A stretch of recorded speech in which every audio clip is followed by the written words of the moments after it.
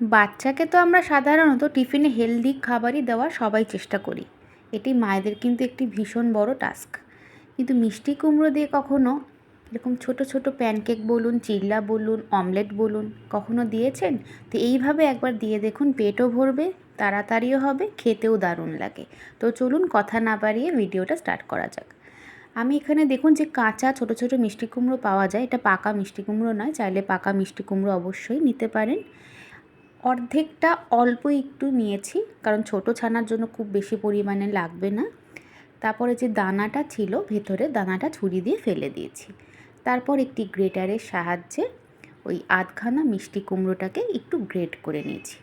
এখানে চাইলে অনেকে বয়েল করেও নিতে পারেন, হালকা ভাপিয়ে নিয়েও চটকে নিতে পারেন। তো এইভাবে করলে কিন্তু বেশি খেতে সুন্দর হবে এবং তাড়াতাড়িও হবে। দেখুন, আমার আধখানা মিষ্টি কুমড়ো কিন্তু গ্রেট করা একদম রেডি। একটি বোলে এটিকে ঢেলে আর অন্যদিকে একটি ছোট সাইজের পেঁয়াজ কুচি অ্যাড করেছি। এখানে চাইলে আপনারা নানা রকমের আরও ভেজিস অ্যাড করতে পারেন, যেমন গাজর, একটু বিনস, ক্যাপসিকাম অ্যাড করতে পারেন। আমি এখানে বেশি কিছু ব্যবহার করিনি, শুধু মিষ্টি কুমড়ো দিয়েই রান্নাটা আমি করেছি, আর অল্প একটু স্বাদের জন্য পেঁয়াজ। আর এখানে দেখলেন 2 রকম আমি ফ্লোর ব্যবহার করেছি। একটা হচ্ছে 2 চামচ আটা আর 2 চামচ ওটসের গুঁড়ো। ওটসের পাউডার করে আমি আগেই রেখে দিয়েছিলাম। ওটসটাকে কিছুই না, একটু শুকনো কাঠখোলায় নাড়াচাড়া করে গুঁড়ো করে রেখে দিয়েছিলাম। তারপর অল্প অল্প করে জল দিয়ে এরকম একটি, খুব একটা পাতলা ব্যাটার বানালে চলবে না, ঠিক এইরকম ঘনত্বের একটা ব্যাটার বানাতে হবে। দেখে বুঝতে পারছেন নিশ্চয়ই।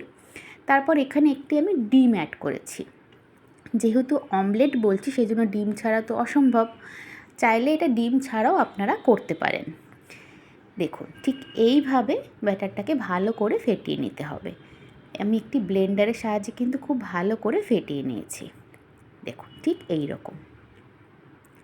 তারপর অ্যাজ ইউজুয়াল পরিমাণ মতো একটি ছোট চামচের 1 চামচ লবণ, আর চিনির বদলে আমি এখানে জ্যাগরি পাউডার ইউজ করেছি। আপনারা চিনি অবশ্যই ব্যবহার করতে পারেন। আর একটু ঝালের জন্য গোলমরিচ গুঁড়ো। বাচ্চারা যদি ঝাল খেতে পছন্দ করে আপনাদের, তাহলে লঙ্কা কুচি অবশ্যই দিতে পারে। ঘনত্বটা বুঝতে পারছেন, ঠিক এইরকম। চলুন এবার রান্নাটা ঝটপট চাপিয়ে ফেলি। একটি ধোসা তাওয়া নিয়ে নিয়েছি, আপনারা যে কোনো প্যানে রান্নাটা করতে পারেন। 1 চামচ মতো সাদা তেল দিয়ে, তেলটা গরম হয়ে আসলে অল্প একটু সাদা তিল ছড়িয়ে দিয়েছি, এতে গন্ধটাও ভালো লাগে, খেতেও সুন্দর লাগে। তারপর ছোটো হাতার সাহায্যে এরকম আমি যতটা পেরেছি ছোট ছোট করে এরকমভাবে চারদিকে এই অমলেটের মতো করে নিচ্ছি। এটাকে আপনারা চিল্লাও বলতে পারেন। দেখুন, ঠিক এইভাবে রান্নাটা করতে বিশ্বাস করুন বন্ধুরা, 10-15 মিনিটের বেশি সময় লাগেই না, এবং যাদের মর্নিং স্কুল তাদের কিন্তু ঝটপট হয়ে যায়। ঠিক এইভাবে আপনারা 1 থেকে 1.5 মিনিট মতো কুক করে নিতে হবে, আর অপর পিঠও উল্টে দিয়ে 1 থেকে 1.5 মিনিট মতো কুক করে নিতে হবে।